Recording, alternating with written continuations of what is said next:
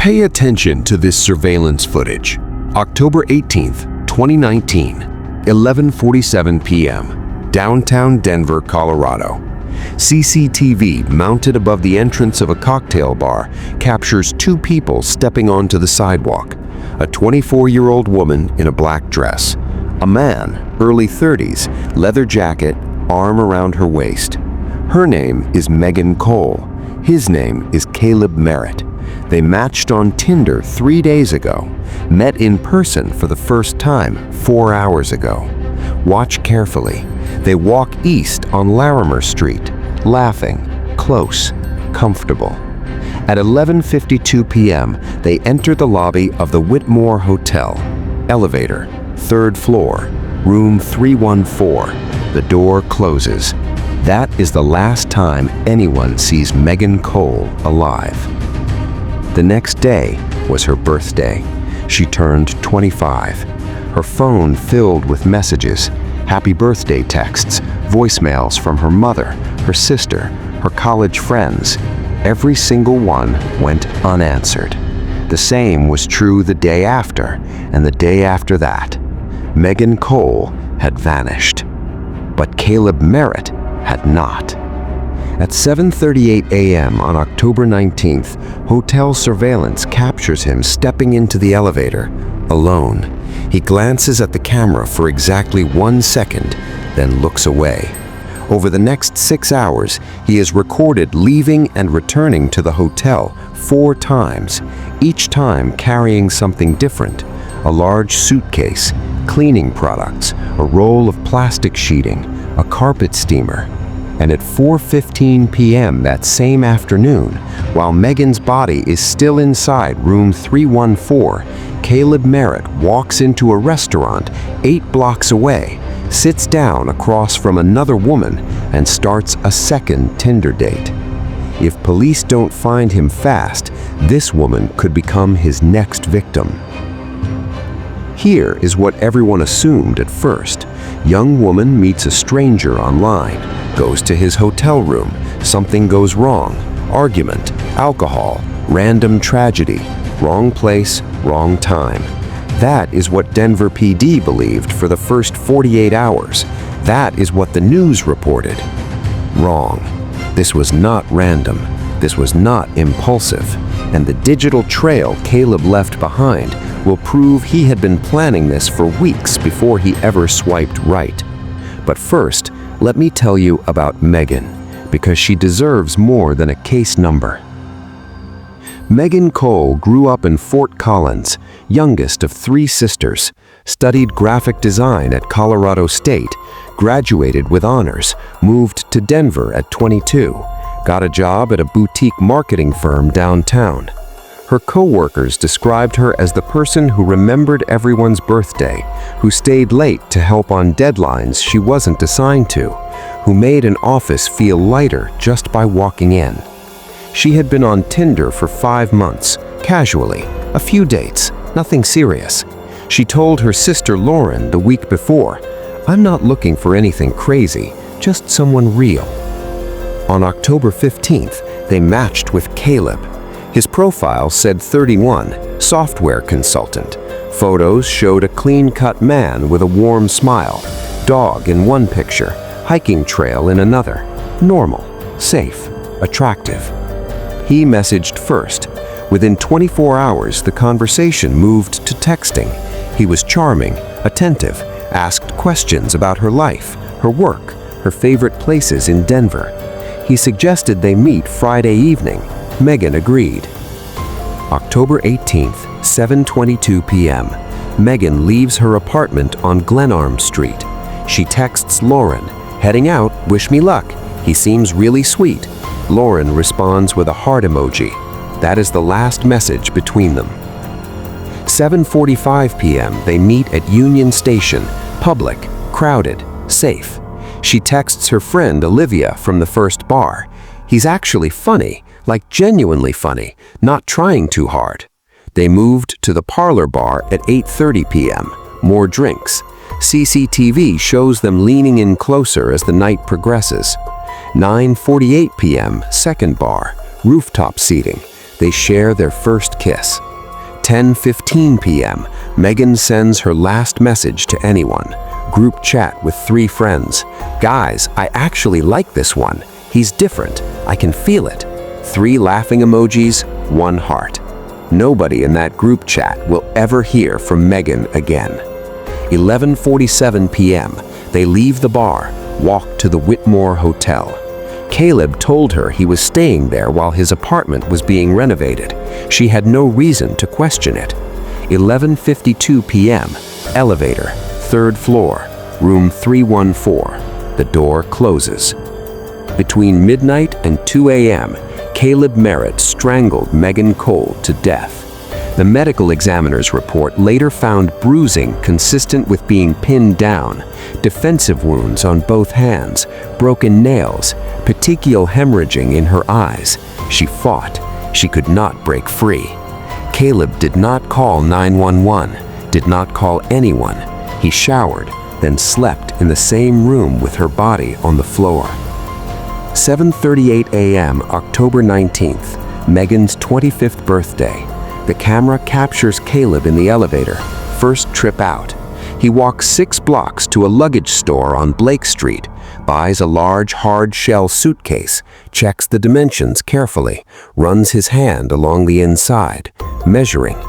8:04 a.m., hardware store, bleach wipes, heavy-duty cleaner, rubber gloves, trash bags. 8:31 a.m., returns to the hotel, suitcase in one hand, shopping bag in the other.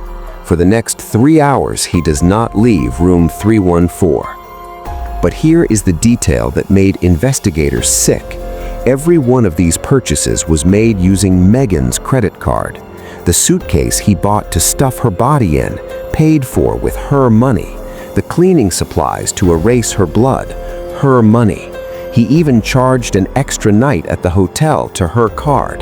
The room where she died, billed to the woman he killed. 11:45 p.m., he exits again, rents a black SUV from a lot 4 blocks south, pays cash. 12:30 p.m., returns to the hotel, takes the service elevator, 2 oversized duffel bags first, then the suitcase. Heavy. He struggles, tilts it onto a luggage cart. Megan is inside that suitcase. 1:15 p.m., Caleb drives out of the parking garage. Cell tower records later place his phone 40 miles west of Denver, remote stretch of forest off Highway 285. No cell service, no cameras, no witnesses. He returns 2 hours later, parks the SUV, goes back to room 314, runs the carpet steamer, wipes every surface, strips the bedding, sprays the bathroom. Then he showers, gets dressed, fixes his hair. 4:15 p.m., October 19th, while Megan's birthday messages pile up unanswered, Caleb Merritt walks into a restaurant on 16th Street and sits down across from another woman and starts a second Tinder date. If police don't find him fast, this woman could become his next victim. When Jenna later learns who Caleb was and what he had done 4 hours before their date, she cannot stop shaking for 3 days. Meanwhile, Megan's phone keeps lighting up.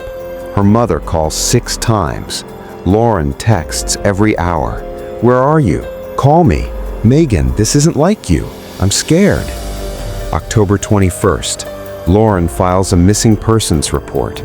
Megan's father, Brian, flies in from Fort Collins, stands in front of cameras outside the police station. Megan is our youngest. She is kind, she is smart, she is loved. If anyone has seen her or spoken to her, please come forward. His voice breaks. He grips the podium to stay upright. That footage airs on every local station for 48 hours. Caleb was still in Denver, still at the hotel. He almost certainly saw it. Investigators trace Megan's last activity. Tinder messages lead to Caleb's profile. Surveillance confirms they were together. GPS places Megan's phone at the Whitmore. Signal dies at 2:14 a.m., October 19th. That changes everything. October 22nd, 2 p.m. Detectives walk into the Whitmore lobby. Caleb sees them first, stands from the couch, walks toward the exit, casual, unhurried. A detective calls his name. Caleb turns, smiles. That same smile from the Tinder profile, that same smile from the bar, the smile Megan trusted. They take him in. First interview. Caleb is calm. "Yeah, we had a great night. She left around 1 a.m. Said she had an early morning. I offered to walk her out. She said no." Detectives know this is a lie. Surveillance shows no one leaving room 314 after 11:52 p.m. until Caleb exits alone at 7:38 a.m. They press, show him the timestamps, the suitcase, the cleaning supplies, the rental car. Caleb's story collapses in pieces. Second interview, October 23rd. Attorney present. Story changes. "It was consensual. She wanted rough. She asked me to choke her. I went too far. I panicked. I didn't know what to do." He cries. Controlled tears. Measured pauses. Investigators later note his tears stop the moment the recording pauses. But here is what destroys his defense entirely. Forensic analysts recover his phone, browser history from September 28th through October 17th, 3 weeks before the date. How long until someone loses consciousness from strangulation? Best way to clean blood from hotel carpet? Remote areas near Denver with no cell service? Can police track a rental car GPS? 3 weeks of searches, before the first message, before the first swipe, before Megan ever knew he existed.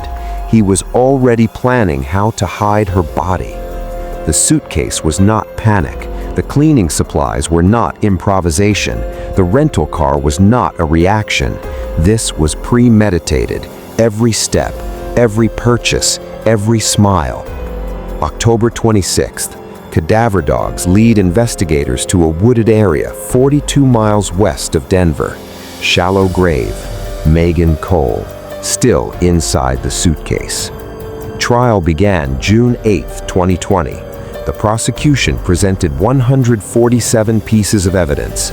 Surveillance footage from 9 cameras, phone records, browser history, DNA from room 314, witness testimony from Jenna, the second date who walked away alive. The defense called it rough intimacy gone wrong, curiosity searches, a man who panicked. The prosecution played the lobby footage, the frame where Megan is smiling at Caleb as they step into the elevator. The prosecutor paused on that frame. She trusted him. She liked him. She told her friends he was different. And 3 weeks before they ever matched, he was already searching how to hide her body. Jury deliberated 5 hours. Guilty. First-degree murder. August 14, 2020. Life in prison. No possibility of parole. 3 months after sentencing, 2 more women came forward. Both matched with Caleb on Tinder in the months before Megan. One was choked until she lost consciousness during a date. She never reported it because she thought no one would believe her. The other escaped his car after he locked the doors and began driving toward an unfamiliar area outside the city. Caleb was convicted on both counts, 18 additional years. Megan was not his first victim. She was the first one who could not get away. Lauren gave one interview after the trial. She said the hardest part is not the grief. The hardest part is the guilt.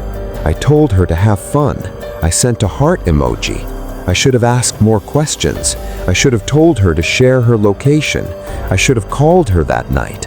She paused. But even if I had, would it have changed anything? He decided what he was going to do before he ever swiped right. Megan's mother keeps her daughter's phone charged. Every October 19th, she sends a birthday message, knows it will never be read, sends it anyway. If you use dating apps, understand this. Megan did everything right. Met in public, told friends where she was going, texted updates throughout the night, chose crowded locations, trusted her instincts. Her instincts said safe. Every signal confirmed it. The smile, the charm, the conversation, the dog photo.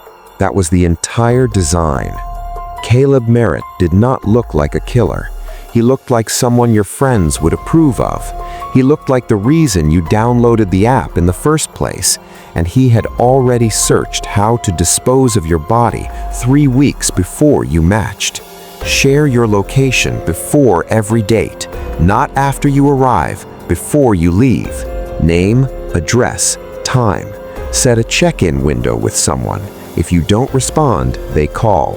No exceptions, because the person across from you might be exactly who they seem, or they might be someone who bought a suitcase that morning and measured whether you would fit inside.